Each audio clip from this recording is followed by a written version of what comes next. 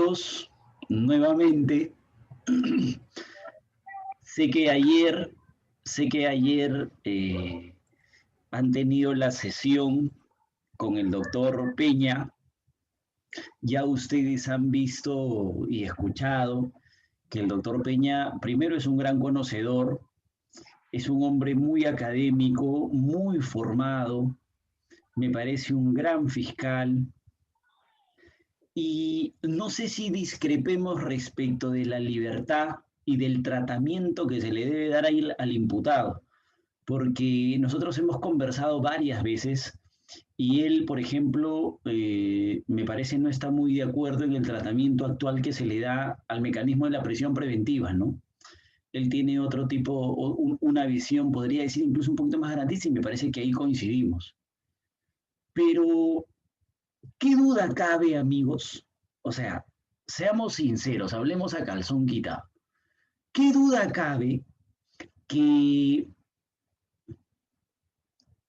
todo el trabajo fiscal, todo el trabajo que se hace desde las preliminares, la formalizada, intentar pasar etapa intermedia, llegar a juicio, qué duda cabe que todo el trabajo fiscal normalmente es para privar de la libertad a una persona? O sea, eso me parece innegable, ¿no? Hay algunos casos en los cuales excepcionalmente esa no es la finalidad. Les estoy hablando en términos empíricos, ¿ah? Incluso escapando un poquito a los términos jurídicos, pero en términos empíricos, ¿qué duda cabe que esa es la idea? O sea, todo trabajo fiscal apunta a privar de la libertad a una persona.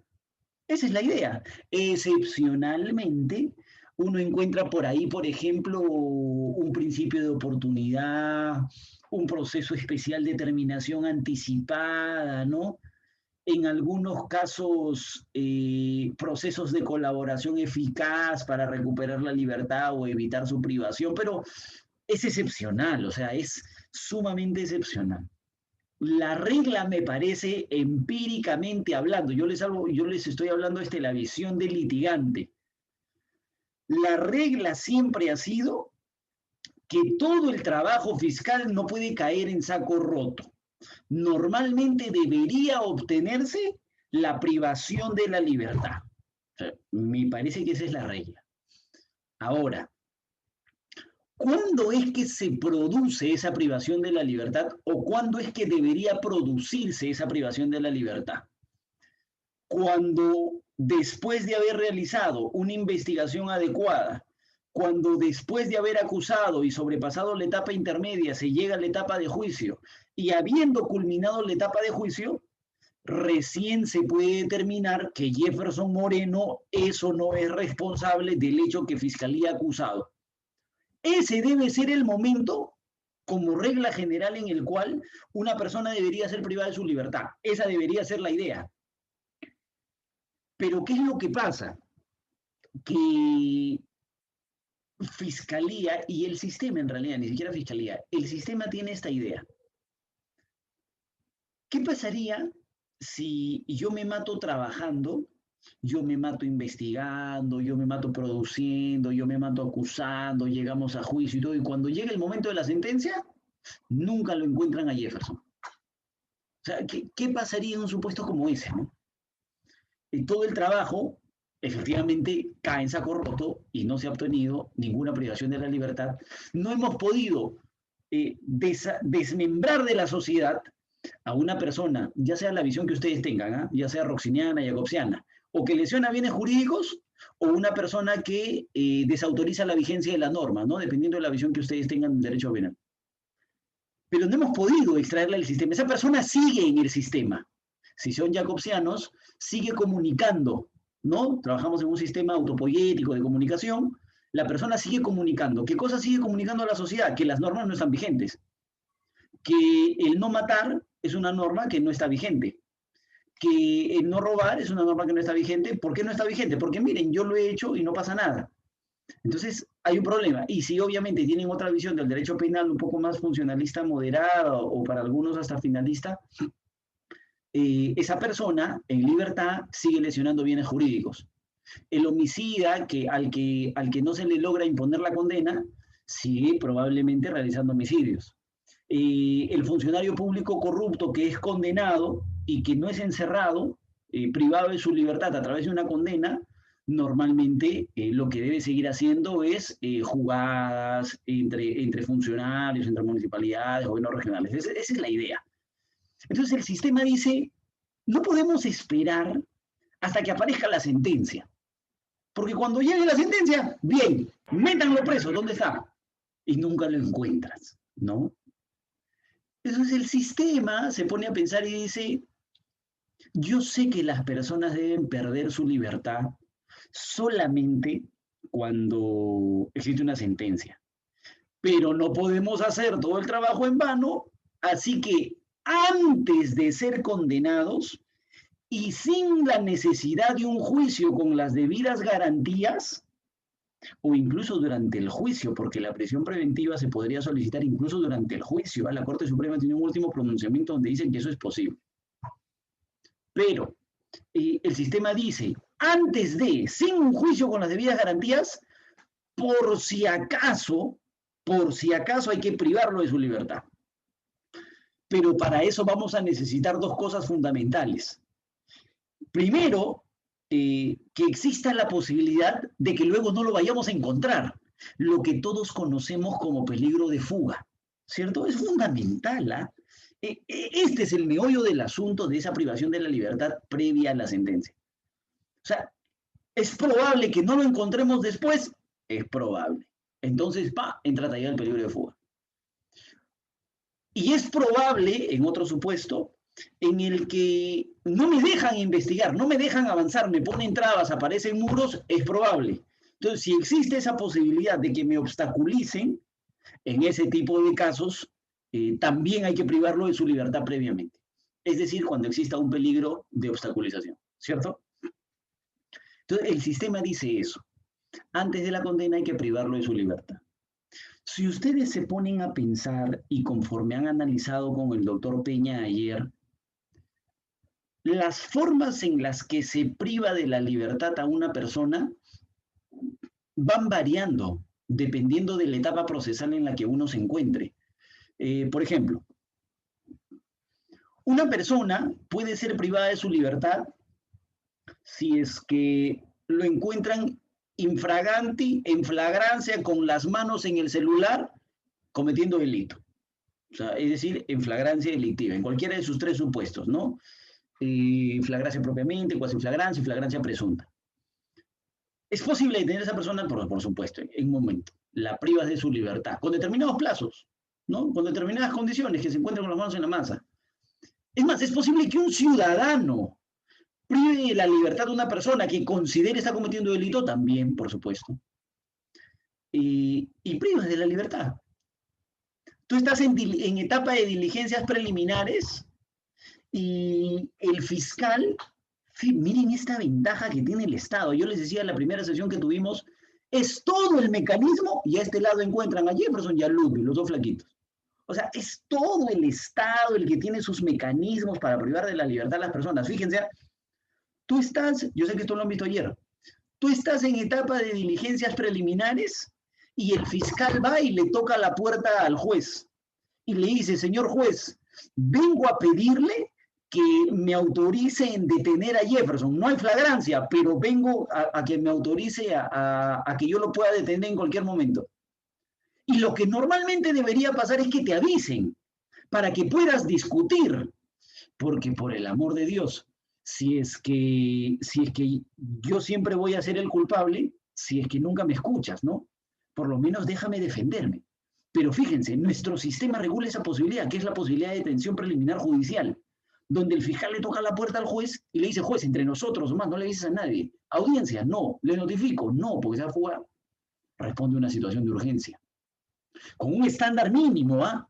Mínimo. Le rompieron la puerta a Richard Swing para meterse a su casa y luego le dieron libertad. Porque para la detención preliminar judicial se supone que lo único que necesita son razones plausibles. Ustedes que han revisado ese tema. Pero miren, el estándar va subiendo. Luego llega la etapa de investigación preparatoria formalizada y el fiscal le toca la puerta otra vez al juez y le dice, señor juez, Otra vez vengo, usted y yo tenemos que luchar contra la justicia, y le presenta el pedido y le dice en prisión preventiva este señor, ya no detención preliminar judicial, sino en prisión preventiva. Y el juez en ese momento, por la etapa procesal en la que se encuentra, agarra y dice, tengo que avisarle. Llámenlo a Jefferson, que venga para acá a la audiencia y peleamos, privado de su libertad. Existen otras formas, yo les hablo de las formas graves, ¿no? De las formas más graves, de cuando uno agarra y se ve encerrado cual perro en una jaula. Porque, claro, existen otras formas menos lesivas de la privación o restricción de la libertad, claro que sí. Yo escribí, justo el otro día, recién me llegó de regalo este librito del ABC, el funcionario policial, donde me pidieron hacer el prólogo. Y yo analizaba el artículo 205 del Código Procesal Penal en el que hacía la introducción. Y, por ejemplo, eso es una forma mínima, ya ni siquiera de privar, sino de restringir la libertad. Un policía te encuentra en la calle y te dice, señor, DNI. Tú no tienes DNI, saliste a comprar pan en short y en chanclas. Y el policía, luego de darte las facilidades en un contexto delictivo y además con determinadas características, puede trasladarte a la comisaría con la finalidad de identificarte, por ejemplo. Una forma de restringirte la libertad. Una forma de restringirte la libertad es no dejarte salir del país, que es lo que viene pasando actualmente en muchos casos, ¿no? Qué bueno que se esté utilizando figuras como el impedimento de salida del país y no necesariamente la prisión preventiva. Hay otra forma en la que podemos restringirte la libertad, incluso pese a corresponderte prisión preventiva, podemos imponerte detención domiciliaria, eso también puede pasar. O incluso, sin la necesidad de imponerte una detención domiciliaria, podríamos imponerte una videovigilancia. Chapa, grilletes, bueno, la pierna, ¿no? Grilletes. Vas, tú mismo pagas a la empresa, te ponen tus grilletes y para tu casa. Existen demasiadas formas en la que Fiscalía puede asegurar su resultado después de la investigación o puede evitar que el imputado ponga trabas. Yo creo, es una opinión personal. Yo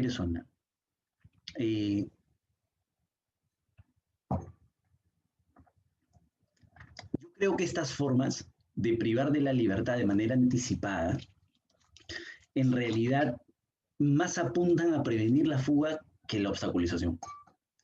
Porque si ustedes se dan cuenta, ni la prisión preventiva, ni el impedimento de salida del país impiden que una persona pueda obstaculizar. O sea, yo les doy mi punto de vista como litigante. Les cuento un ejemplo muy claro, muy claro. Hay un caso donde a la señora Nadine Heredia le dicen que su abogado ha ido a amenazar a un testigo, no yo, a otro abogado, ha ido a amenazar a un testigo. Le ha dicho, tú tienes que declarar así, así, así, así. Y por eso le piden prisión. Pregunta, estando esa señora presa, ¿se neutraliza la posibilidad de que el abogado vaya a buscar testigos? ¿O es que pueden encontrar otro abogado que haga lo mismo? Sí, claro, no hay ningún problema. Entonces se dan cuenta, bueno, a mí me parece que en realidad estas formas graves de privar de la libertad no es que neutralizan tanto el peligro de obstaculización, sino que más lo hacen para evitar un peligrosismo de fuga, creo yo. Porque si tú de verdad quieres evitar obstaculización, hay otras medidas. Prohibición de comunicación, etc. Entonces, ¿qué pasa? Como ese es el trabajo de la Fiscalía, feliz aniversario, dicho sea de paso, como ese es el trabajo de la Fiscalía, a nosotros abogados defensores lo que nos corresponde es buscar la forma de revertir esa situación. Sin lugar a dudas, la primera posición que tiene el abogado defensor es tratar de evitarla. O sea, a como de lugar, ¿no? Siempre y cuando respetando legalidades. A como de lugar no quiere decir cometiendo ilegalidades. Siempre y cuando que se respeten las normas y con los mecanismos legales adecuados, el abogado defensor debe buscar la libertad. Evitar que se le restrinja. ¿Cómo? ¿Cómo evitas tú que se le restringe la libertad a un ciudadano investigado? Si tú tienes un defendido, ¿cómo haces? Has arrancado diligencias preliminares en enero y las diligencias preliminares vencen en marzo, ¿sí? Imaginemos, por 60 días, 2 meses. Ya, ponle 90 días. Desde que arrancan las preliminares, el abogado defensor tiene que tener olfato. Uno huele y dice, acá, espérate, nos están centrando, ¿cierto? Acá nos están poniendo. Y uno ya sabe que viene la formalización de la investigación preparatoria. Y al momento de formalizar, ustedes saben que llega el momento de solicitar medidas coercitivas como por ejemplo la prisión preventiva. Entonces, uno se tiene que adelantar, siempre. Fíjense, te llaman a declarar. Y uno dice, bueno, vamos a declarar. Y como al inicio, uno le dice a su cliente, al inicio te van a preguntar por tus datos generales, como dónde vives, tu teléfono, y eso respondes. Y no nos preparamos, y no preparamos a nuestro cliente sobre los datos generales, y eso es fundamental. Te van a preguntar dónde vives, cuál es tu dirección.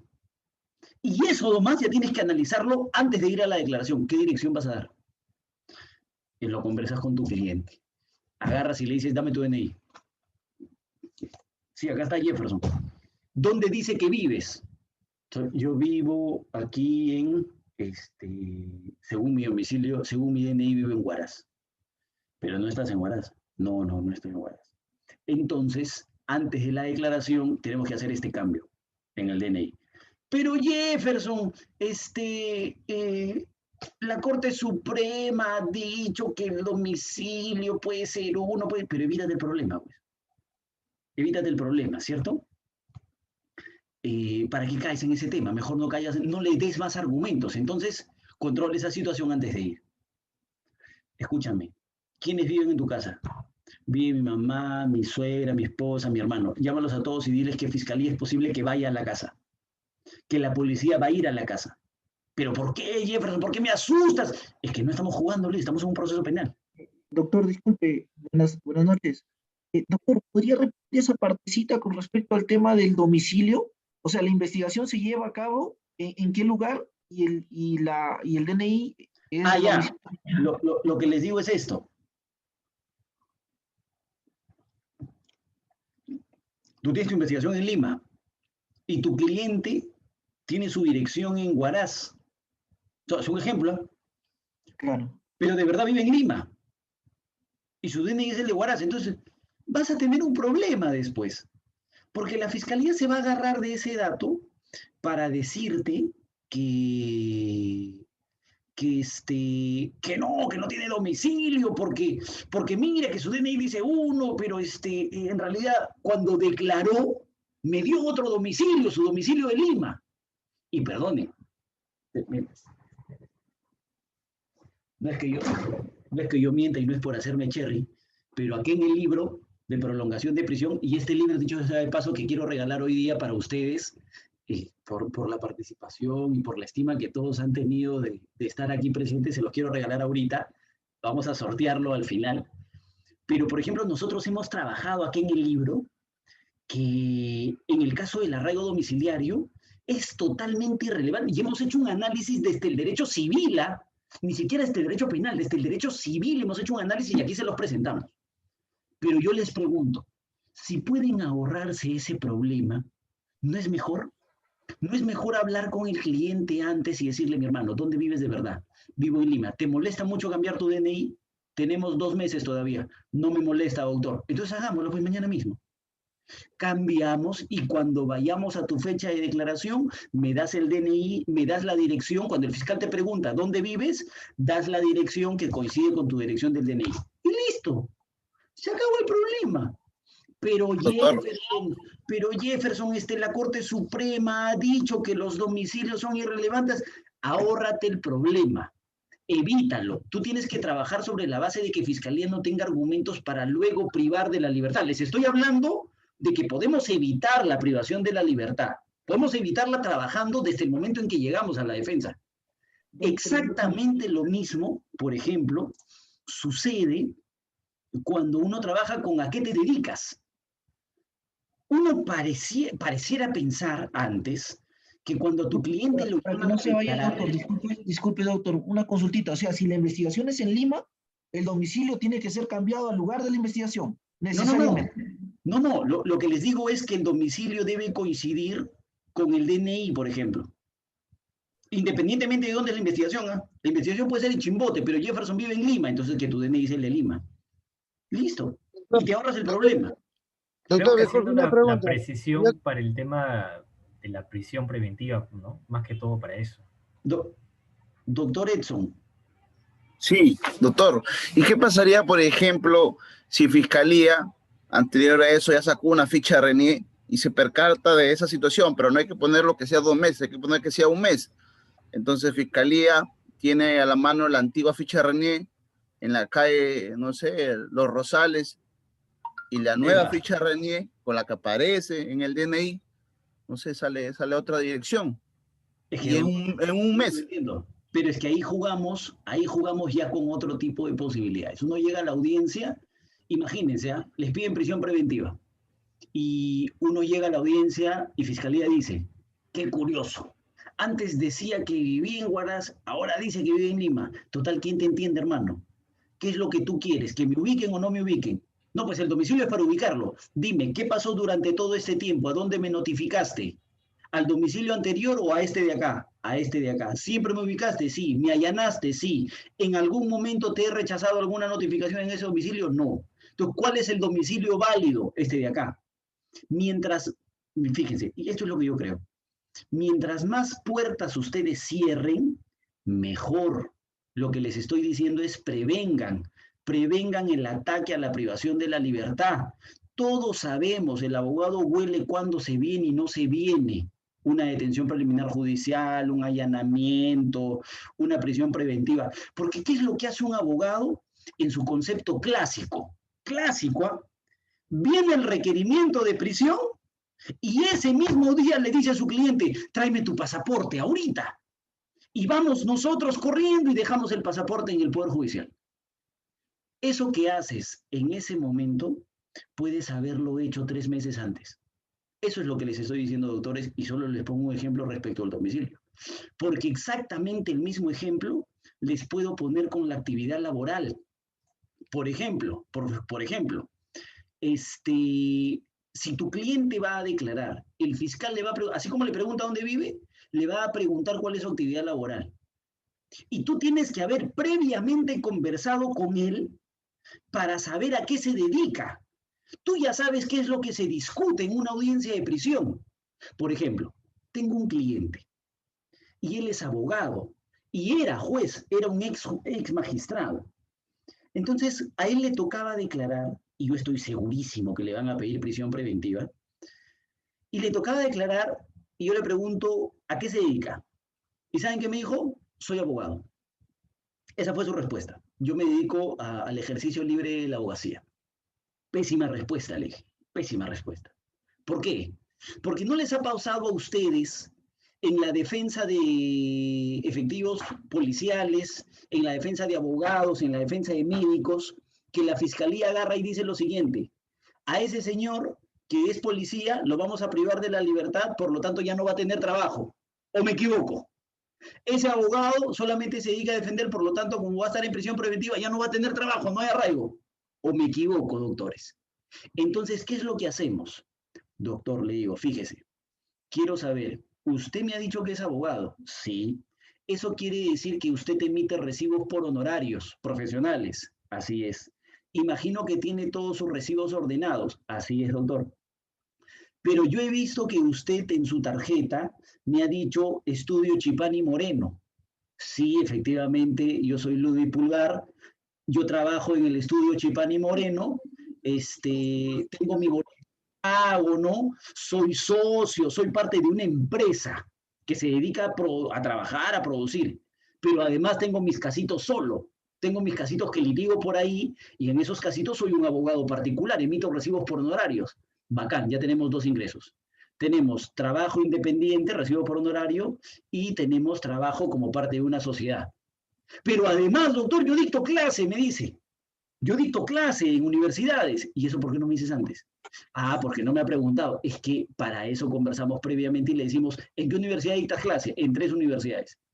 ¿Tienes tus boletas de pago? Tengo mis boletas de pago. Pero además dicto en institutos, doctor. Dijo, y no voy a dar nombres para no hacerle cherry, ¿no? Pero yo dicto en institutos. Ah, bacán. ¿Y te pagan? No, no me pagan. Que te empiecen a pagar. Ponle 100 soles por clase, que es lo que se paga. Entonces, ya perfecto. Y ahí tienes tú todo un cúmulo de actividades laborales. Cuando el fiscal llegue a la audiencia y te diga, el señor solo es abogado, un momentito, ¿ah? El señor no solamente es abogado, tiene diversos ingresos y además tiene renta de alquiler y ya con eso matas. Por eso es importante, lo que les quiero decir es, adelántate a la argumentación desde que llegas. Jefferson, pero no en todos los casos piden prisión preventiva, no importa, mejor, pues si no te piden, mejor. Pero adelántate, me parece que hay formas en las que nosotros podemos evitar la privación de la libertad. Estás en hoy día he tenido una reunión a las 11:30 de la mañana con el doctor Emerson Campos y un cliente. Y el plazo de prisión preventiva vence en septiembre. De acá a septiembre, yo tengo que ir sentando las bases para cuando llegue el pedido de prolongación de prisión preventiva. Porque yo ya sé que va a venir el pedido de prolongación de prisión, entonces voy sentando las bases. ¿Qué hago? Solicito actos de investigación, actos de investigación, actos de investigación.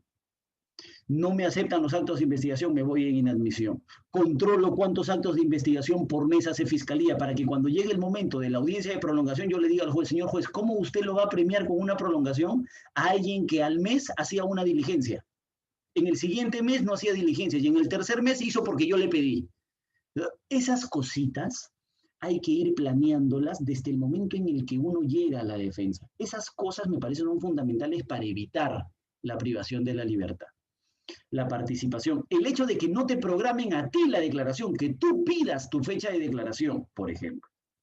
¿Es algo que suma al comportamiento procesal? Por supuesto. Fíjense, este es un caso de lavado de activos donde ustedes saben sí o sí, de todas maneras, que a su defendido le van a pedir toda su información contable. Le van a pedir todito. ¿Esperan ustedes a que se las pidan o es que antes que se las piden ya hablaron con el contador, hicieron una auditoría interna y proceden a presentar un informe pericial previo con la documentación contable anexada? O sea, ese comportamiento va a sumar de todas maneras a evitar que en algún momento Fiscalía decida optar por solicitar la privación de la libertad. ¿Se puede prevenir? Creo que sí, o por lo menos se puede trabajar para intentar prevenir, yo creo que sí. Ahora, que lo logres, bueno, es otra cosa, ¿no? Que logres que el fiscal diga, no, mejor en este caso no le pido, pues eso es bien difícil, porque finalmente Fiscalía es la que toma la decisión y dice, voy con todo, si me dan, ¿cierto? Pero creo que puedes evitarlo. Creo que a la medida de lo posible, y si es que no logras evitarlo, llegas a la audiencia y Fiscalía no va a tener muchos argumentos. Hay que tener mucho cuidado.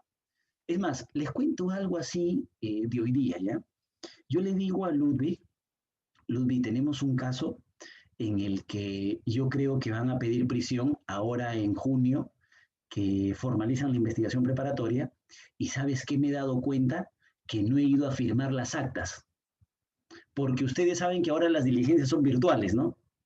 Y las diligencias virtuales, uno participa aquí, pero luego la Fiscalía te pide que vayas al local a firmar la declaración. Bueno, algunas fiscalías, porque hay otras que dicen, ya, tomamos un pantallazo y listo, se acabó. Pero esta Fiscalía, por ejemplo, te pide que vayas a firmar. Y han pasado como 5 meses y yo no he ido a firmar. Y no he ido a firmar porque he estado mal, he estado con COVID, no voy a ir a la Fiscalía a contagiar a todo el mundo, ¿no? Pero ¿qué pasa? Como sé que en junio pueden pedir prisión preventiva, entonces me adelanto y me voy y mejor, Luis, mira, aunque los contagie a todos, me voy a firmar las actas. Porque puede ser que después vayan a decir que el abogado ha obstaculizado la investigación porque no ha venido a firmar las actas. Yo espero cualquier cosa. Jefferson, eso es absurdo, pero yo espero cualquier cosa. Entonces, es mejor prevenir. Si ustedes pueden trabajar para prevenir que la persona sea privada de su libertad, muchísimo mejor. Ahora,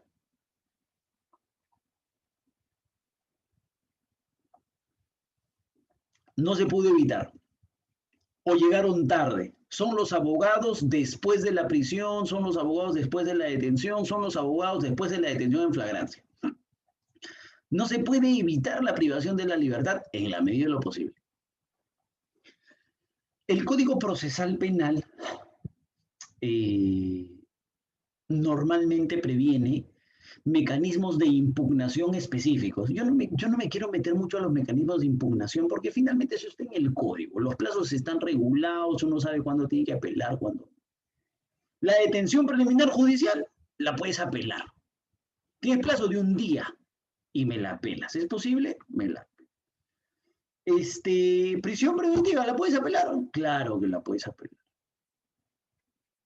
Ahí me parece no hay mucho problema, ¿no? La forma de cuestionar la decisión de primera instancia siempre va a estar vigente, porque además es natural, sobre todo en la detención preliminar judicial, donde ni siquiera te dieron la oportunidad de hablar. Pero, ¿qué sucede? Que existen situaciones en las cuales, y es ahí donde quiero concentrarme, en que la persona está privada de su libertad y se agota la forma de impugnación para revertir esa situación. Es decir, ya se ha interpuesto una apelación e incluso hay en trámite una casación, etc. ¿Qué hacemos? Jefferson, ¿cómo hago para que finalmente esta persona recupere su libertad?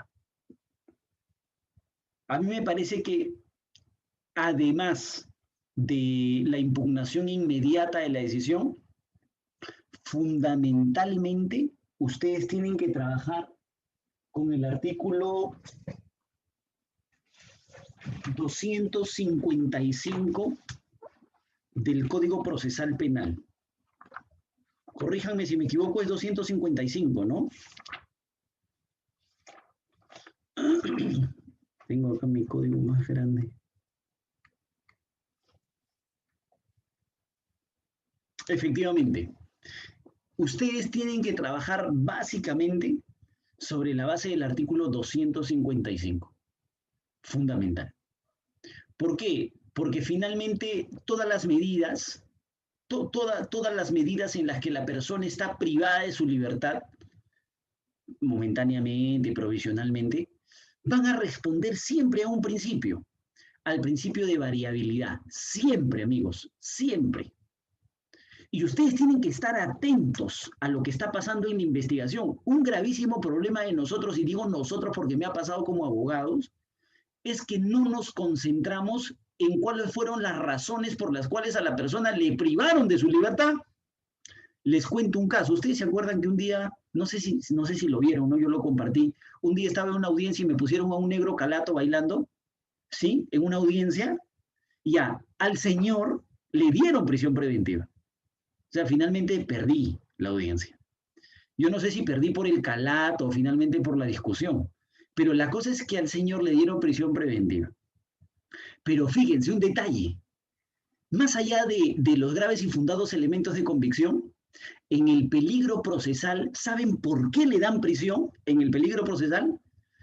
Porque la documentación que había enviado la municipalidad a la fiscalía, ¿cuál era el problema? Era el problema de la compra de las canastas en estado de emergencia. Ustedes saben que a nivel nacional hemos tenido casos un montón de compra de alcohol, de mascarillas, de canastas en situación de emergencia, en realidad es el término correcto. Y la fiscalía se ha puesto a investigar a por doquier ese tipo de compras. ¿Qué es lo que pasaba ahí? Que habían comprado canastas y se supone que el proceso era irregular y había un acto de colusión ahí entre vendedor y comprador, es decir, entre funcionarios y particulares. Pero cuando le dan la prisión, el juez lo que dice es, sí, qué bueno que se acuerden, doctores, qué bueno que se acuerden del morenito. El tema era que cuando le dan prisión, lo que el juzgado dice es que la fiscalía le había pedido información a la municipalidad y la municipalidad cuando le responde no le manda la información completa. O sea, ese era el argumento para la audiencia de prisión y el juez acepta el argumento y dice, se va preso porque existe un peligro de obstaculización, que esa información no la han entregado completa. Mal mi lectura como abogado, porque a veces uno se concentra en trabajar solo el cuaderno de prisión. ¿Qué pasó a los 2 meses después de haberle dado prisión? Que la municipalidad mandó el expediente ya completo en su integridad. Pregunta, les pregunto a ustedes, ¿la situación inicial ha cambiado o no ha cambiado? Claro, porque tú dijiste en un momento que existía obstaculización, porque no te habían mandado la información, y ahora que ya te la mandaron, ya no hay obstaculización, pues, porque ese fue el único argumento que tenías. Idiota yo. Idiota yo, ¿por qué? Porque eso debía haberlo visto antes de la audiencia. ¿Qué hubiera pasado si, habiendo recibido el requerimiento de prisión, yo decía, mándenle la información? ¿Me eliminaba ese argumento o no de fiscalía? Claro. Pero bueno, se hizo después, se hizo de manera posterior. La situación ha cambiado. Y como la situación ha cambiado, la medida tiene que cambiar, sin lugar a dudas. Por eso es que el artículo 255 del Código Procesal Penal, estimados amigos, es fundamental. Porque ese artículo 255 va a regular la posibilidad de que toda medida pueda ser reformada, pueda ser variada. 255, inciso 2. Los autos que se pronuncien sobre estas medidas, se refieren a las medidas de coerción, son reformables, aunque no lo pidas, bueno, aunque sea letra muerta, ¿no? Aunque no lo pidas, aún de oficio, cuando varíen los supuestos que motivaron su imposición o rechazo.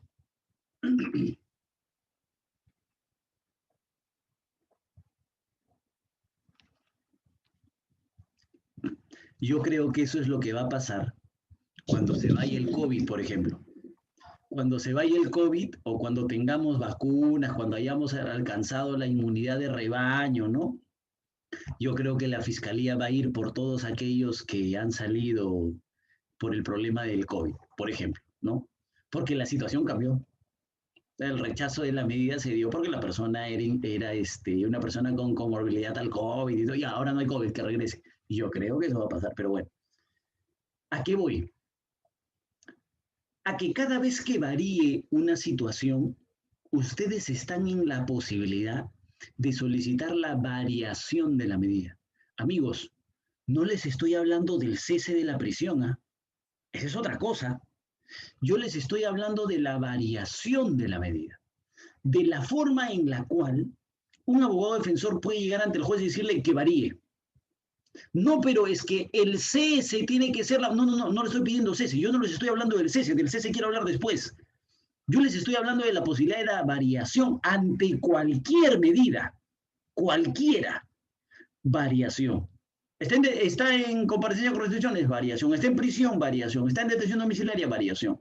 Cualquier forma de privación de libertad, obviamente uno toma siempre como referencia a la prisión preventiva, pero cualquiera responde al 255, inciso 2, variación. Entregaste las copias que dicen que no hayas entregado, variación. Te habían imputado 2 delitos y la fiscalía ha archivado 1, variación. Te habían dicho que existía peligro porque estos 2 testigos habían sido amenazados. Bueno, esos 2 testigos ya declararon, variación.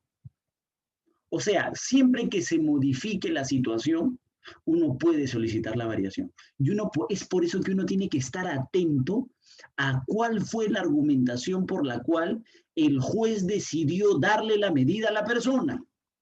¿Se dan cuenta? Eso es, amigos, fundamental. Ahora, ¿qué sucede? Además de este artículo 255, váyanse ustedes, por favor. Mi código es muy grande.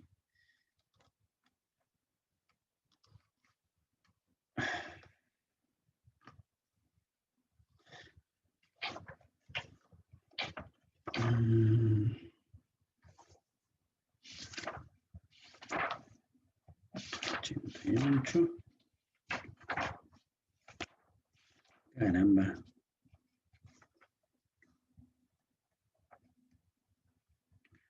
Váyanse ustedes al cese de la prisión preventiva. ¿Sí?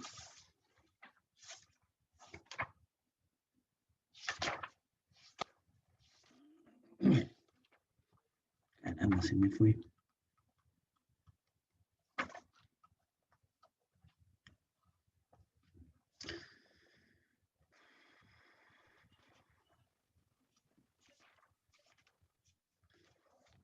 Vamos. Ojo, una cosa es esta posibilidad que se tiene de la variación de manera general en cualquier supuesto, en cualquier momento, sin límites, sin límites. Tienen ustedes un cliente que se ha ido en prisión preventiva, alguien que se ha ido en prisión preventiva y que era una persona sana, aparentemente sana, pero en el fondo era una persona que tenía hipertensión, por ejemplo. Pero y se dieron cuenta recién cuando la persona ingresa en prisión, porque la hipertensión, por ejemplo, es una enfermedad que puede estar silenciosa, por eso se le llama la enfermedad silenciosa. Es una enfermedad que puede estar silenciosa, no aparece en mucho tiempo, no se manifiesta. Y uno sufre alguna situación traumática, alguna situación excepcional que lo afecte emocionalmente y ¡pum!, aparece la hipertensión. Y la hipertensión se manifiesta con el daño a otros órganos. Tenía, por ejemplo, el ojo reventado hace un mes, creo, hace 2 meses. Y es porque el cuerpo se manifiesta y dice, oye, ya para la mano. Entonces, eso le pasa a algunas personas. Si tú tienes ese tipo de situaciones, no vas a acudir a un pedido de cese de prisión. Tienes que pedir una variación. A eso es lo que quiero explicarles. Que el 255 de nuestro Código Procesal Penal, el artículo 255, inciso 2, siempre va a estar presente cuando ustedes quieren cambiar la situación, porque han cambiado las razones, cualquiera que sea, salud, archivo de caso.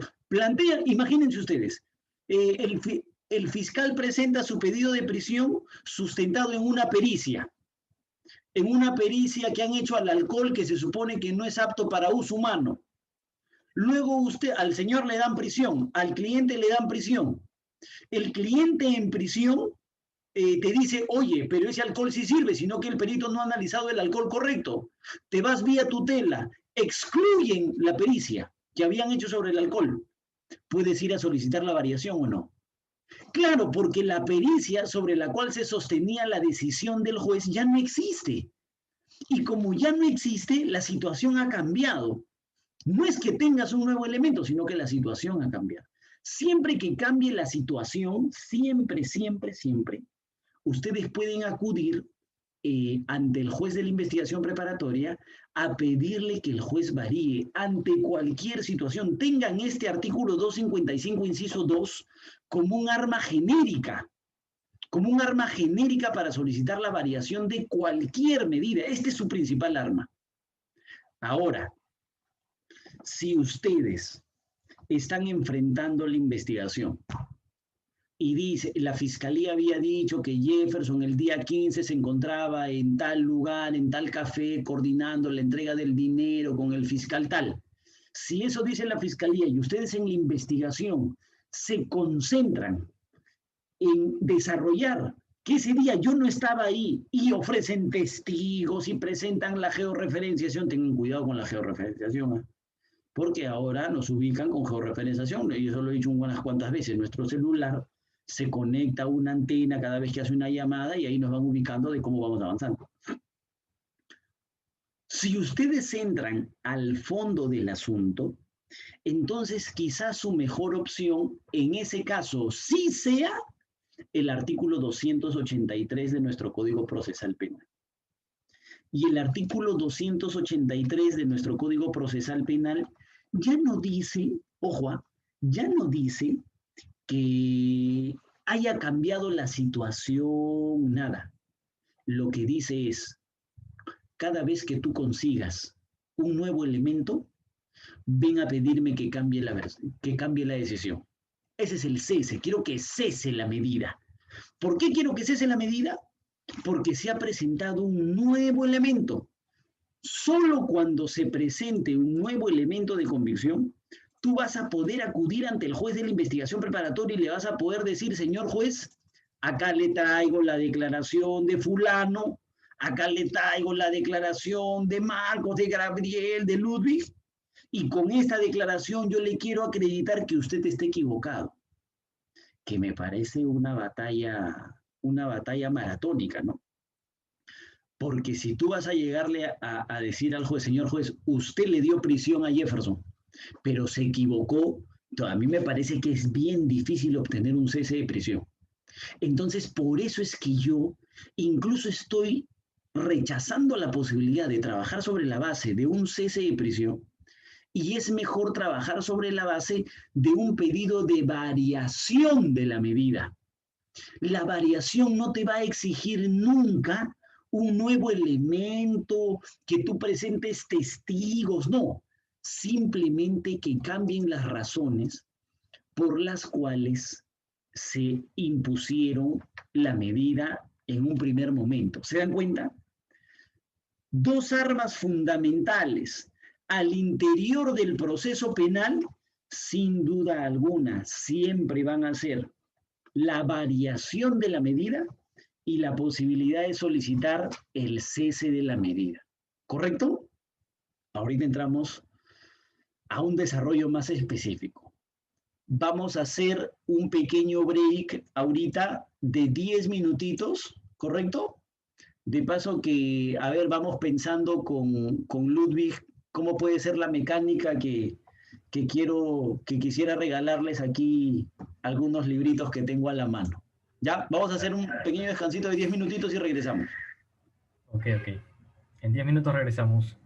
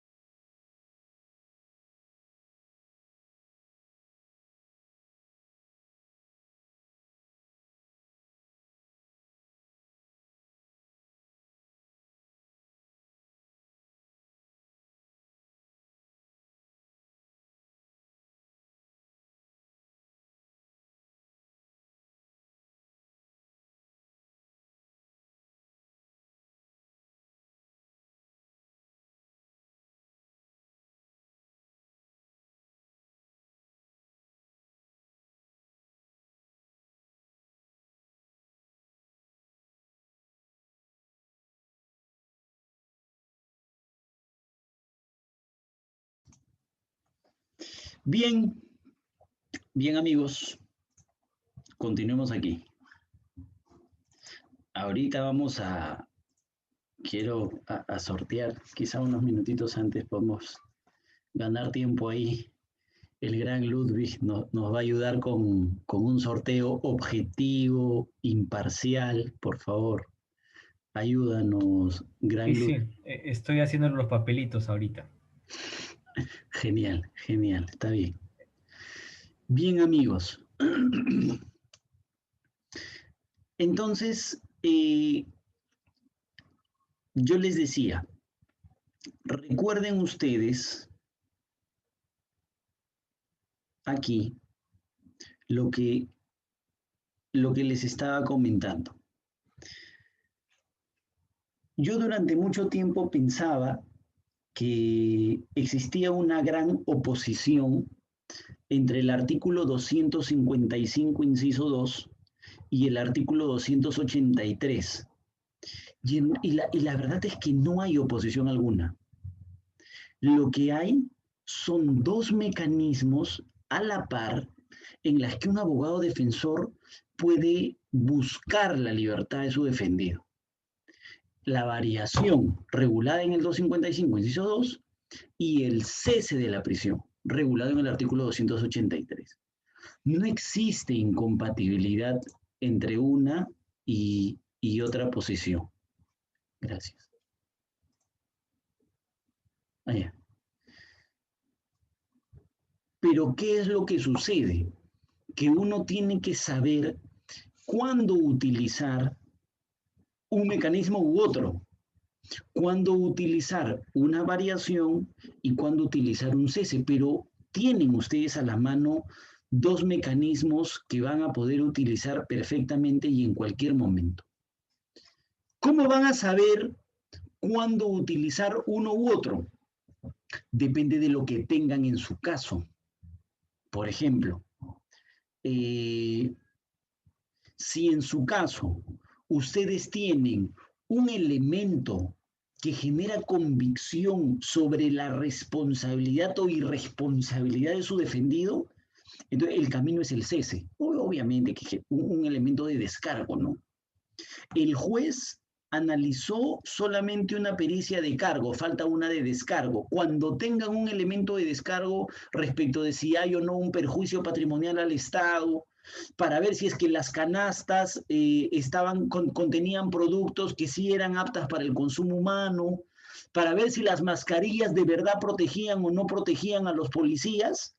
O sea, cuando ustedes hablen del fondo del asunto, de la acreditación de los hechos, lo mejor es que opten por el camino del cese de la prisión preventiva.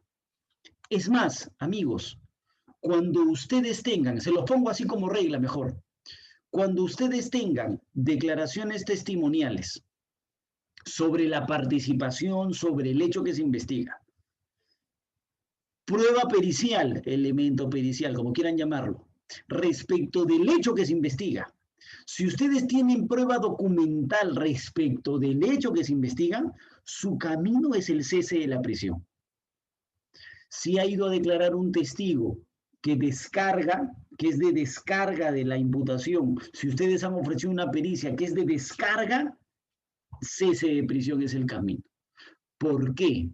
Porque si ustedes leen el artículo 283, inciso 2, van a encontrar que el 283, inciso 2, exige obligatoriamente que cuando el abogado defensor o el imputado acudan ante el juez de la investigación preparatoria, le presenten nuevos elementos de convicción.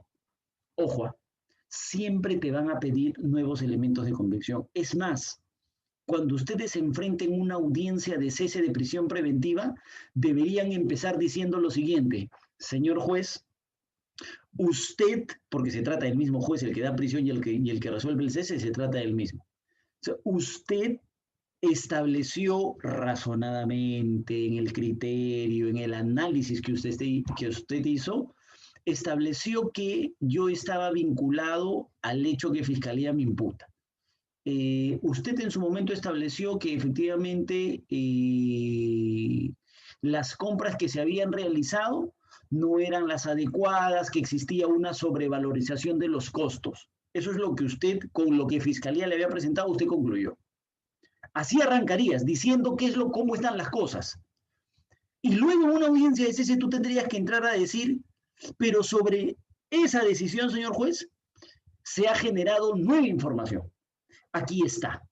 Introduces la información que tenías que has conseguido a lo largo de la investigación, pero sobre el fondo del asunto, porque ahí uno entra a analizar y dice, estos son los nuevos elementos de convicción, señor juez, que yo le he traído, lo nuevo que le he traído para convencerlo de que en su momento la decisión era la correcta con lo que tenía. Pero como ahora han surgido nuevas cosas, cambie su decisión. Esa es la idea.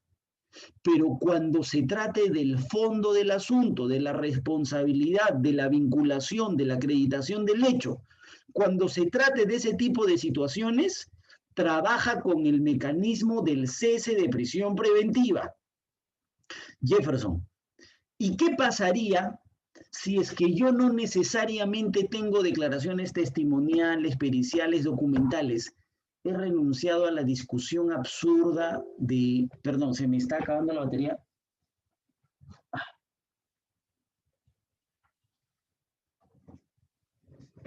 Ahora sí. He renunciado a la discusión absurda de la variación, se contradice con el cese, uno siempre debe presentar el cese. Ya no me interesa la discusión, me he convertido en algo más práctico, porque finalmente me parece que no son dos armas que se contraponen, sino que se ayudan.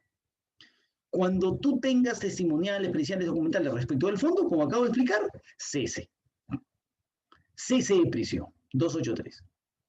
Pero si tú, como abogado defensor, no tienes declaraciones testimoniales, no tienes periciales, no tienes prueba documental nueva que te ayude a obtener la libertad, es decir, no tienes nada sobre el fondo del asunto, entonces tu camino no es el cese, tu camino es la variación, el 255, inciso 2. ¿Por qué? Porque tú, pongo un ejemplo, lo que les contaba del alcalde de Piura. El hecho de que hayan entregado la información a la fiscalía, lo que les contaba en el ejemplo, el argumento era que por no haber entregado el expediente completo se generaba un peligro de obstaculización.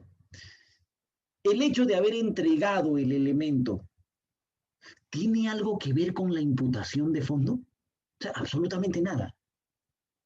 Jefferson, fiscalía dijo que yo no tenía trabajo.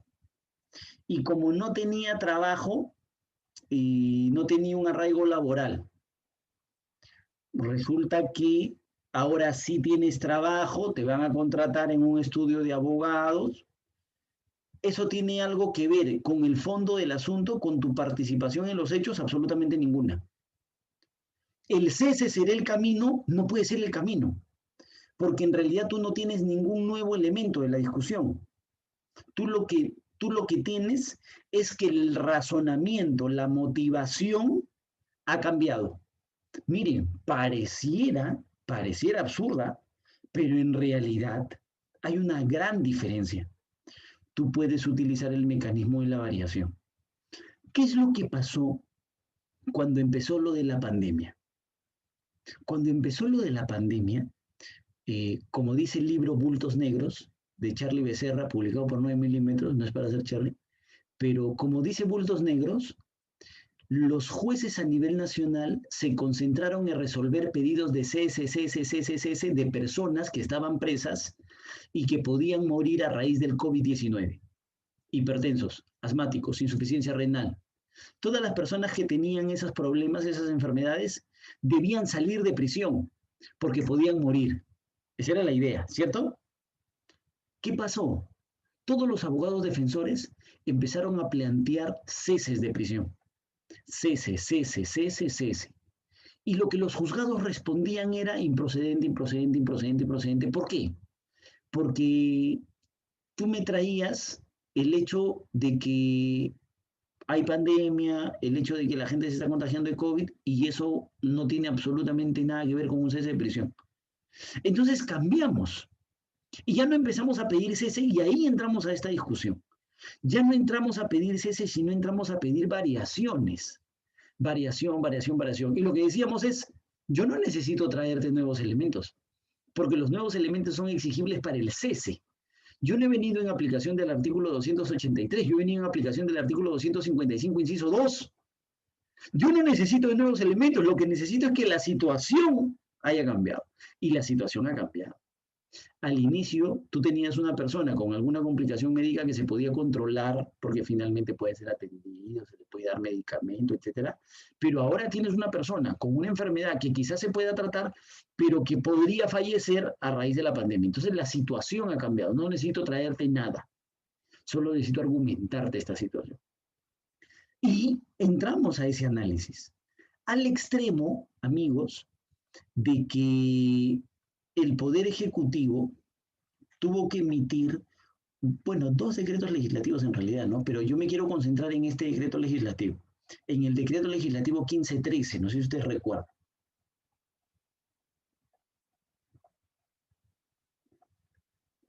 Y yendo al grano, el decreto legislativo 1513 lo que terminaba diciendo era que cualquier ciudadano podía solicitar su cese siempre que tenga nuevos elementos de convicción, como acabamos de ver, según reza el artículo 283, pero que a la par ellos creaban, que el Poder Ejecutivo creaba, la posibilidad de que las personas privadas de su libertad por determinados delitos puedan salir de manera casi automática.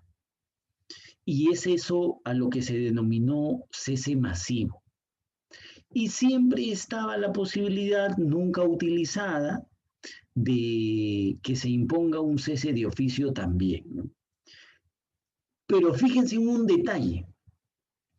Cuando el decreto legislativo 1513 regula estas 3 posibilidades, es decir, crea la posibilidad de un cese masivo, reconoce que las personas pueden seguir pidiendo su cese como siempre lo han hecho, pero además dice que los jueces deben empezar a analizar si las situaciones han cambiado. Y cuando dice eso, se refiere al cese de oficio, y la cita que hace no es del cese propiamente del artículo 283, sino es la cita específica del artículo 255, inciso 2, que es el del que hemos estado hablando. A ese se hacía referencia. Entonces, ¿qué quiere decir eso? Que refuerza lo que les estoy contando. Para el cese siempre te van a exigir nuevos elementos de convicción, pero para trabajar la variación de la medida, lo que ellos equivocadamente denominan cese de oficio, la variación de la medida no te exige necesariamente la existencia de nuevos elementos de convicción. ¿Se dan cuenta? Entonces, eso me ha parecido fundamental para trabajar y además para reconocer, fíjense acá, que estos mecanismos, el cese y la variación de la medida, no terminan siendo mecanismos incompatibles, nunca. Al contrario, se convierten en 2 armas que de manera independiente y de manera aislada pueden ayudarnos a obtener la libertad de la persona. Pongo ejemplos, fíjense.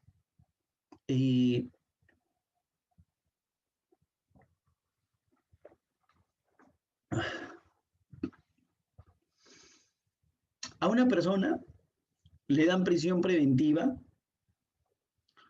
porque ha cometido delito de colusión, pero también ha cometido delito de falsedad genérica o bueno, ideológica. ¿Por qué? Ustedes han escuchado hablar de este tipo de casos, esto es clásico, ¿eh?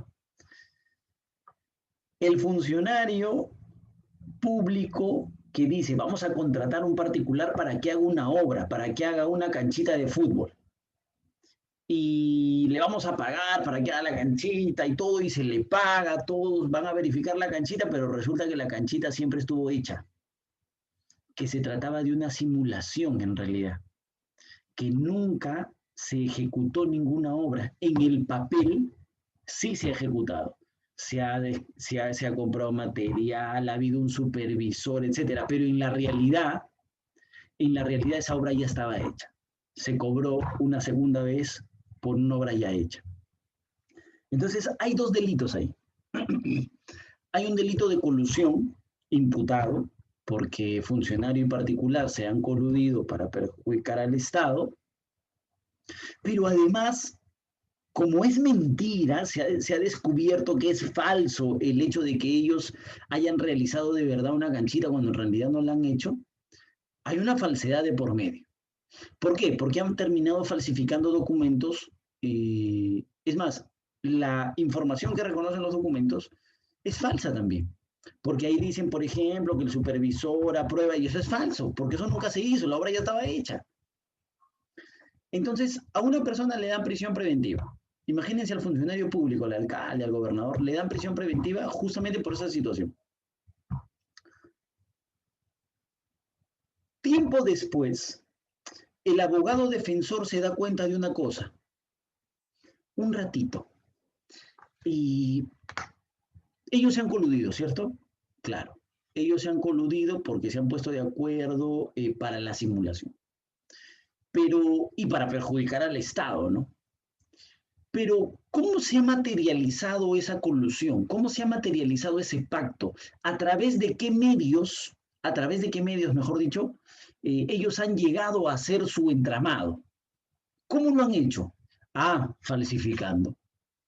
Espérate, pero es que eso me suena. Yo hablaba ahora, hace unas horas, la Fiscalía, a la Fiscalía de Amazonas con el doctor Almanza, y decía, el doctor decía, y además yo respaldaba, que el tema de la dogmática es muy importante, que hoy regresemos a ese análisis.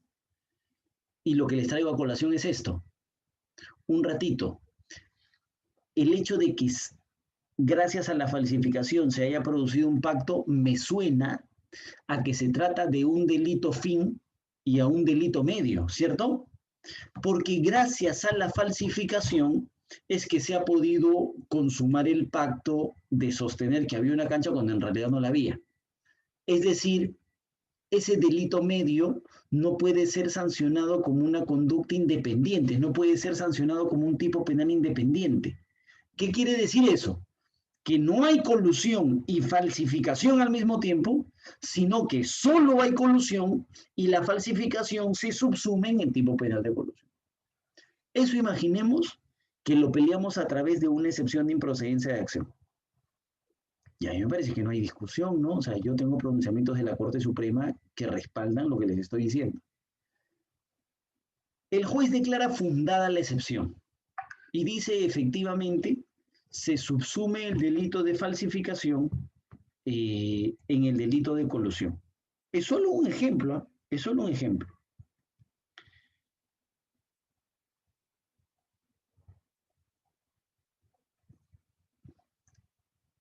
Pueden hacerlo con lo que ustedes gusten.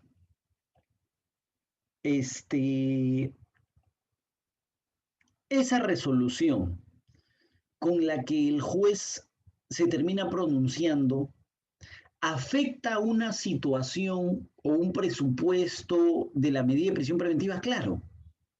Primero afecta graves y fundados elementos de convicción, porque en su momento Fiscalía presentó graves y fundados elementos de convicción para colusión y para falsedad.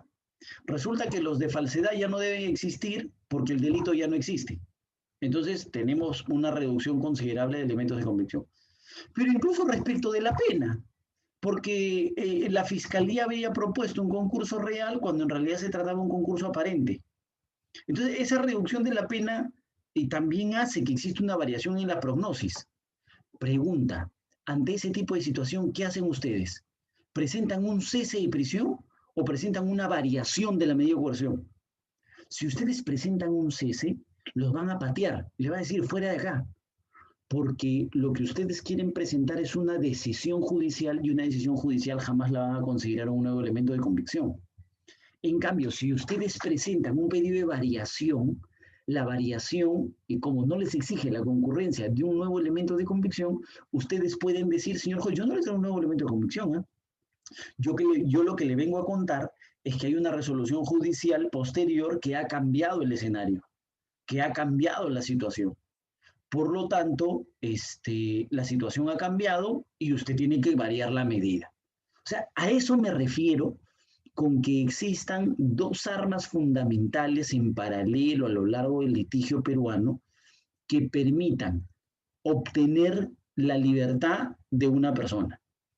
Estos mecanismos, amigos, tanto el cese como el pedido de variación, ustedes pueden hacerlo en cualquier momento del proceso,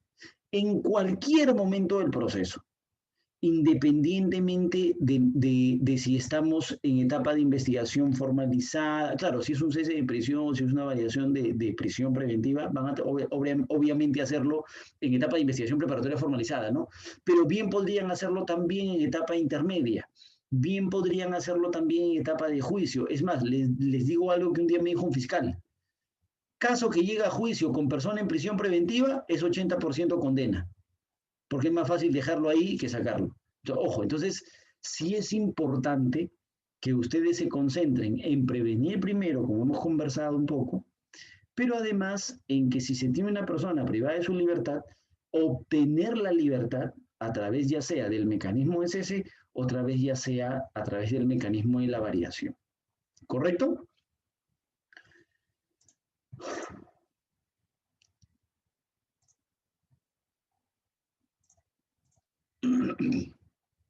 Ok.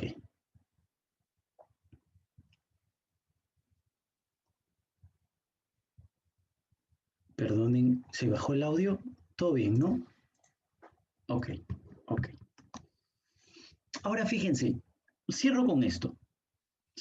Yo quería tocar con ustedes, este es un mecanismo no propio del proceso penal en sí mismo, ¿no? Sino que este es un mecanismo de la justicia constitucional. Se supone que a este no deberíamos llegar. ¿Por qué no deberíamos llegar? Porque se supone que al interior del proceso penal nosotros tenemos a un juez constitucional. Y ese juez constitucional es finalmente el juez de la investigación preparatoria. Él debe responder nuestras tutelas, como hemos visto en la sesión anterior. Él debe responder nuestros controles, pero además él debe responder a esos dos mecanismos que estamos presentando, al cese y a la variación.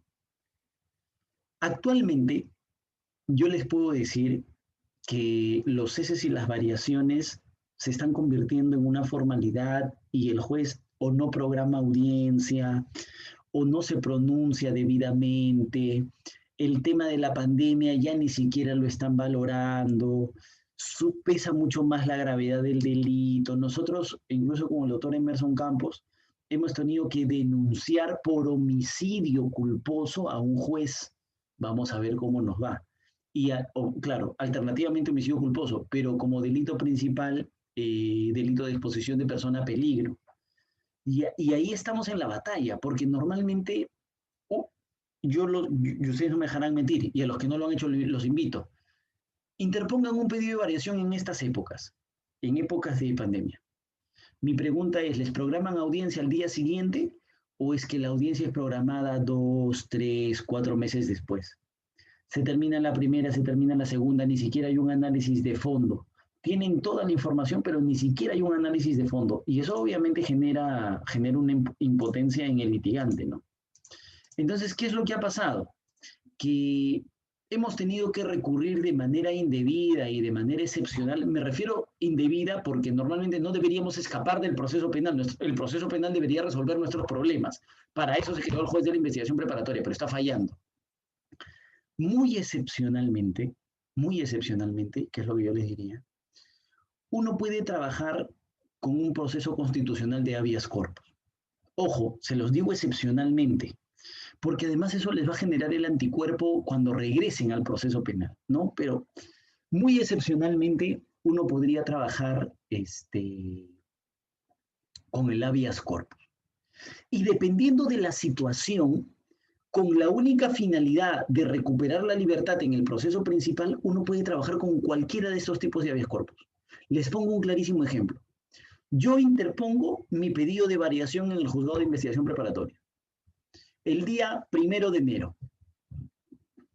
15 de enero no me programan audiencia. 30 de enero no me programan audiencia. 15 de febrero no hay audiencia. Fin de febrero, marzo, abril y nada. Y yo, como abogado diligente, he presentado mis escritos, digo programa. Y resulta que, esto no es broma, el juez no me programa audiencia porque no tiene supuestamente fecha. Y resulta que lo veo en Justicia TV ya en 2 audiencias, que recién les han pedido, no es que se la hayan pedido antes de mí, recién le han pedido una audiencia y ahí lo veo en una tutela. Entonces, por el amor de Dios, ¿por qué no me programa a mí, no? Entonces, me parece que es un problema de no querer obtener la libertad, no quererle darle la libertad a la persona que la está pidiendo. Hay un camino que a mí no me gusta, que es el de la queja. El de la queja al órgano de control, al órgano desconcentrado, a la ODECMA o al órgano de control interno del caso fiscal. Pero también hay un habeas corpus que ayuda y que creo que incluso es mucho más efectivo, el habeas corpus traslativo, por ejemplo. ¿Qué es lo que busca el habeas corpus traslativo? Que aquella demora en la tramitación de un pedido cuando se trate de la libertad de las personas sea inmediato, sea apurado.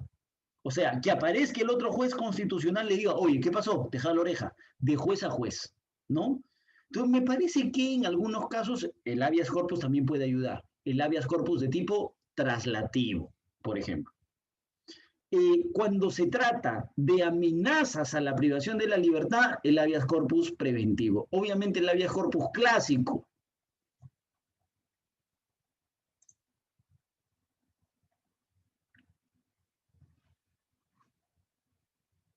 Ahora sí, perdón, creo que se me fue el internet por un momento. Ahora sí. Sí, disculpen. El habeas corpus, les decía, traslativo en esa demora. Siempre que ustedes tengan una demora que tenga que ver con un pedido de libertad, habeas corpus traslativo. Y ustedes ya saben, pueden plantear, bueno, hasta que se apruebe el proyecto de ley que ha presentado el Congreso de la República o la Comisión de Reforma Constitucional, pueden interponer el habeas corpus en cualquier lugar. Y ya uno sabe, cuando litiga a nivel nacional, sabe dónde son más garantistas que en otro lado. Entonces uno puede recurrir ahí con su habeas corpus traslativo. El habeas corpus preventivo ante cualquier amenaza. Si es que, por ejemplo, fíjense, el juez de la investigación preparatoria ha lesionado un derecho fundamental vinculado, conexo a la libertad personal, y finalmente termina resolviendo mi pedido, pero la demora sí se ha generado, podríamos convertir el habeas corpus en innovativo para imponerle una sanción al juez y que ese tipo de situaciones no se puedan repetir. El habeas corpus de tipo correctivo, incluso si es que el pedido de variación no funciona. La persona en las condiciones en las que se encuentra privada de su libertad no puede seguir manteniéndolas de esa manera, necesita una detención domiciliaria. Entonces podríamos incluso trabajar algún tipo de habeas corpus correctivo. A mí me parece que es sumamente excepcional, ¿eh? Sumamente excepcional. Pero en algunos casos sí podríamos recurrir a este tipo de habeas corpus, en algunos casos, sobre todo el traslativo, para poder obtener, o por lo menos intentar ubicar a la libertad personal. ¿Correcto? Bien, amigos. Yo quiero aprovechar estos minutos finales para agradecerles a ustedes, reconocer la intención que todos tienen de compartir información, la intención que ustedes tienen de estar 4 días enteros participando, escuchando, preguntando. La verdad es que la profesión es una profesión mal vista, muy mal vista. La sociedad no cree que el abogado sea un profesional al que haya que respetar. Eso creo yo. Yo creo que la sociedad tiene esa visión de nosotros. Está en nosotros, en personas como ustedes, que invierten su tiempo, que invierten dinero, que están aquí, que quieren mejorar, en que esa visión que la sociedad tiene del abogado mejore. Y si bien es cierto, la academia, el estudio, el análisis nos hace mejores profesionales, yo creo que ese es uno de los caminos para poder llegar a ser también mejores personas. Y en esa intención es que junto al equipo que yo tengo, hemos venido trabajando en algunas publicaciones, en algunos artículos, en algunas introducciones, en algunos libros que ahora vienen como trilogía. Y el primero de ellos es este librito de acá, que de verdad nos ha costado mucho esfuerzo. Yo de verdad espero que sea muy productivo para ustedes, a quienes lo hayan podido adquirir. Y como una muestra de mi aprecio, de verdad, yo quisiera que de este grupo alguien se pueda llevar este material. Así que yo le pido a Ludwig, por favor, que vaya acomodando un poquito las cosas para hacer un sorteo totalmente objetivo para poder entregárselo a uno de los participantes, en lo que yo pueda ir respondiendo alguna de las preguntas que ustedes tengan, por favor. Voy arrancando con las preguntas, que vayan dejándomelas por favor aquí en el chat. Si ustedes tienen alguna duda, alguna consulta de lo que hemos conversado, por favor, vayan escribiéndomelo aquí en el chat, que yo lo voy leyendo. Por ejemplo, el doctor Herbert dice: ¿qué tipo de habeas corpus se puede aplicar cuando en una sentencia no ha existido debida motivación y una defensa ineficaz, la misma que no fue advertida por el juez del proceso? De entre todos los tipos de habeas corpus, estimado doctor Herbert, hay un habeas corpus específicamente contra resoluciones judiciales, que es el habeas corpus de tipo conexo. Yo les he enviado todo el material que he prometido, todo el material que les he prometido, les he enviado. Y yo tengo, y siempre he trabajado habeas corpus conexo, estimado doctor Herbert, que yo ahora mismo les voy a enviar también. Es un modelo que hemos trabajado siempre, que les puede ayudar. ¿Qué es el habeas corpus? Sí, yo les paso ese modelo de habeas corpus conexo ahora mismo. ¿Qué es un habeas corpus de tipo conexo? Que a través de la lesión de un derecho se ha afectado de manera conexa a la libertad. Por ejemplo, el hecho de no haber motivado adecuadamente ha hecho que yo me vaya preso. El hecho de no haber tenido una defensa eficaz ha hecho que yo esté preso. Entonces, lo que ustedes tienen que reclamar en un habeas corpus de tipo conexo es esa conexión. Primero, la lesión a un derecho específico, cualquiera, que de manera conexa haya lesionado la libertad personal de la persona. La libertad personal, valga la redundancia. Entonces, ese tipo de habeas corpus es el que ustedes pueden trabajar cuando tengan resoluciones judiciales que lesionen algún derecho y que con esa resolución judicial se haya privado de la libertad. Yo les voy a pasar ahora, ahí hemos trabajado, o sea, me parece que es un desarrollo teórico bastante interesante. Ahorita mismo yo se los hago llegar. El doctor Hernán dice: ¿a qué tiempo de declarada fundada la prisión preventiva se podría plantear la variación? Estimado doctor, puede ser al día siguiente si usted quiere. No hay ningún límite en el plazo. No hay límite. No se preocupe por eso. Puede ser al mes, a los 2 meses, a los 3 meses. ¿Qué es lo único que se le pide? Que tiene una variación de la situación. Solo eso. No hay límite de tiempo. No se preocupe. Se puede plantear un habeas corpus y al mismo tiempo un habeas corpus innovativo. Entiendo que se refiere a un habeas corpus conexo y al mismo tiempo un habeas corpus innovativo, ¿cierto? No, es que el problema es que el habeas corpus innovativo lo que busca es ya no el restablecimiento antes de la lesión a la libertad, el reconocimiento de que se ha lesionado libertad y que con eso se recupere, ¿cierto? Eso es lo que buscaría el habeas corpus de tipo conexo. Pero el habeas corpus innovativo lo que dice es, ya no hay un sentido en pronunciarse sobre la afectación o no a la libertad, ya no. Lo que buscamos es... Creo que es el internet. Se le fue el audio, doctor. Perdón. ¿Ustedes me escuchan?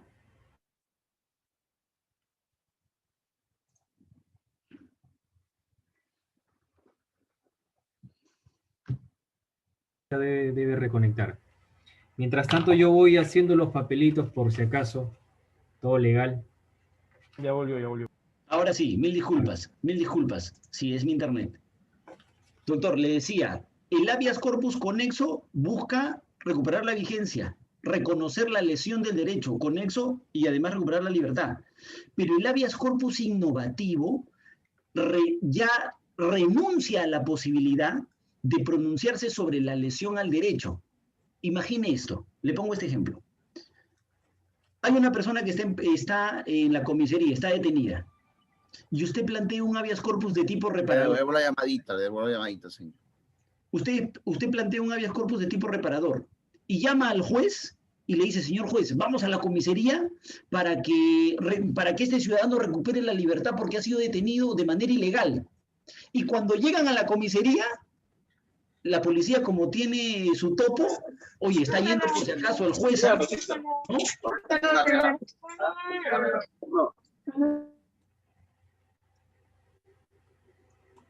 Lutz, si me ayudas, por favor. Sí, estoy. Entonces, imagínense, llega el juez a la comisaría y ya no está allá, ya le dieron libertad. Oh, qué garantista, ¿cierto? ¿Qué es lo que te va a decir el juez que iba? Ya no puedo hacer nada, ya no puedo pronunciarme porque ya le dieron libertad, ¿sí o no?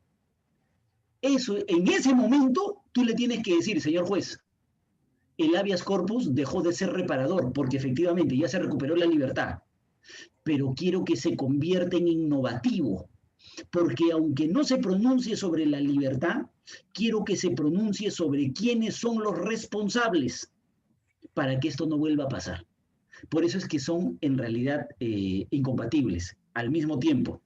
El innovativo renuncia a la posibilidad de pronunciarse sobre la privación de la libertad en específico. Doctor, cuando la persona tiene arresto domiciliario, ¿qué toca pedir? ¿Cese o variación? Es una buena pregunta. La detención domiciliaria es una medida sustitutiva de la prisión preventiva. ¿Qué quiere decir? Que es una prisión preventiva, pero que por una cuestión de humanidad no se impone prisión preventiva, sino detención domiciliaria. O sea, es una medida de prisión sustituida por la detención domiciliaria, ¿correcto? Por eso es que ustedes en el artículo 290 del Código Procesal Penal van a leer que dice, si pese a corresponder prisión concurre uno de estos supuestos, ahí el juez te da detención domiciliaria. Entonces, si esa es la idea, el cese de la prisión y la variación de la medida son perfectamente aplicables también a la detención domiciliaria. ¿De qué va a depender la diferencia? De lo que hemos conversado ahora. Si tú tienes nuevos elementos de convicción sobre el fondo del asunto, sobre la responsabilidad, tienes declaraciones testimoniales, periciales, documentales, tu camino es el cese. Si es que no tienes nada de eso y en realidad ha variado la situación, tu camino es la variación de la medida, ¿correcto? Ya, sí tengo ahí unos trabajos de variación.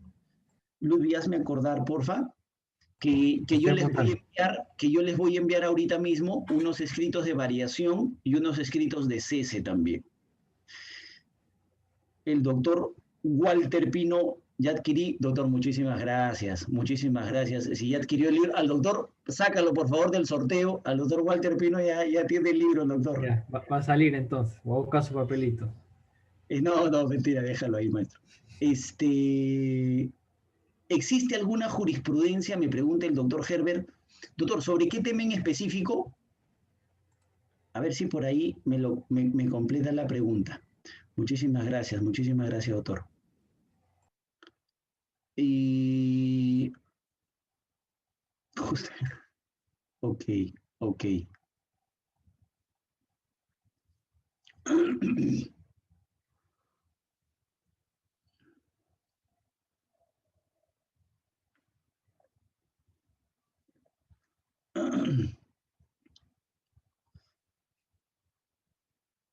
Sí, sí.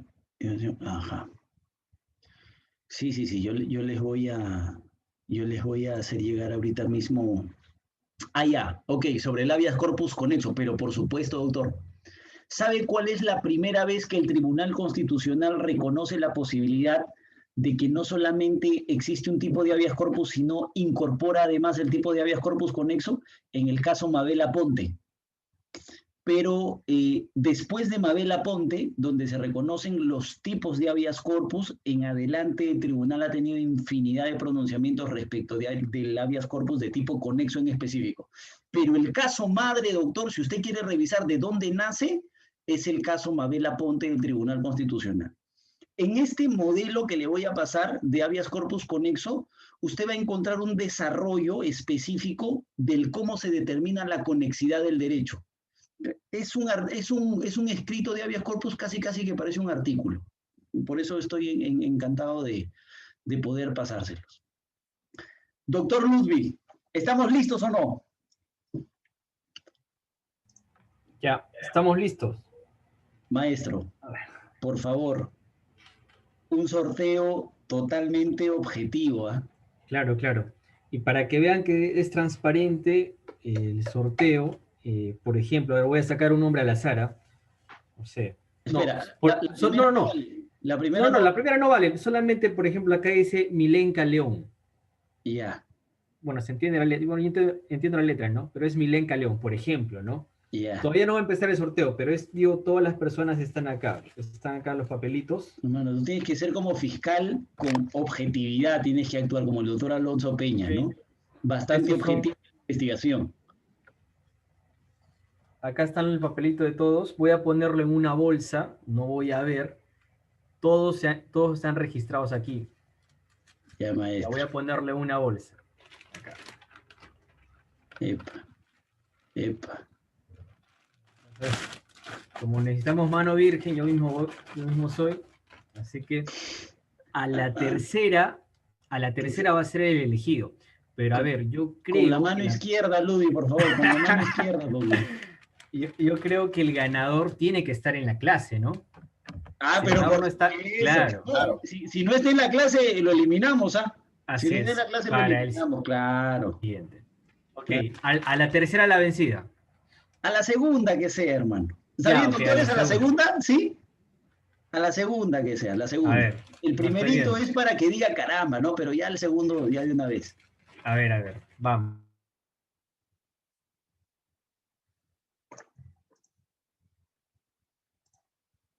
Percy Ramos lamentablemente no va a tener el libro el día de hoy, no sé si estará conectado Percy.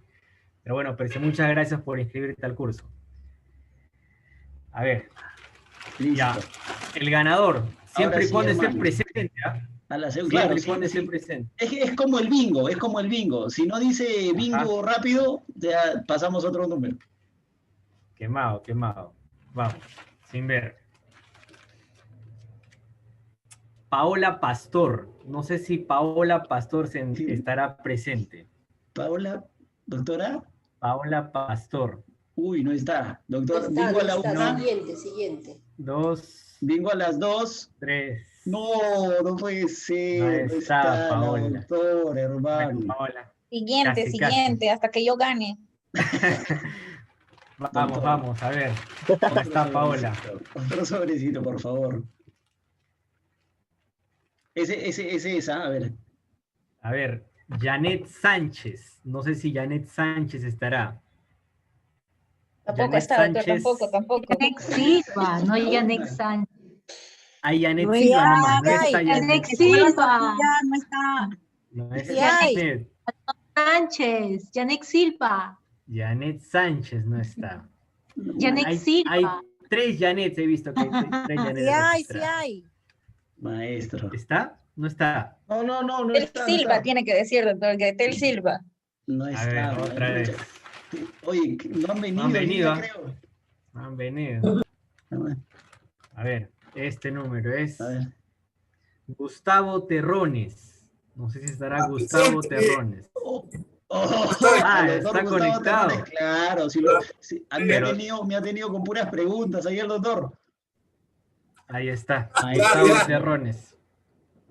Oiga, Gustavo Terrones. no, maestro, Unas palabritas. muy agradecido a usted por estar aquí. Por favor, déjenos su dirección.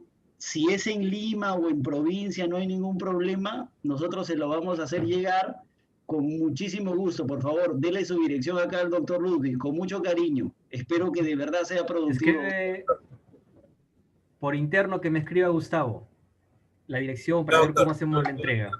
Doctor, pase unos modelitos. Doctor. Gracias, doctor Gustavo. Va separado.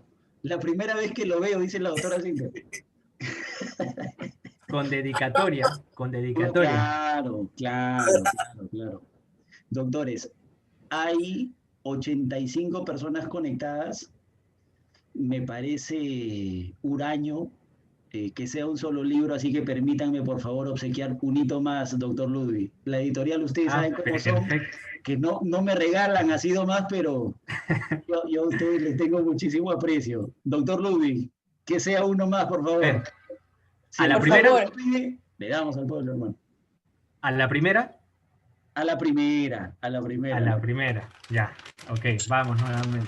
Chocolatelo bien, doctor, por favor. Vamos a moverlo.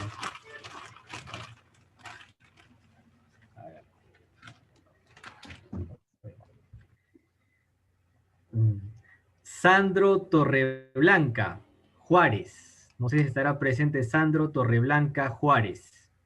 Sandro Torreblanca, la una. No puede ser No está. Sandro Torreblanca, las 2. Sandro Torreblanca, las 3. No está. No está, No. Dios mío. Bueno, next. A ver, siguiente.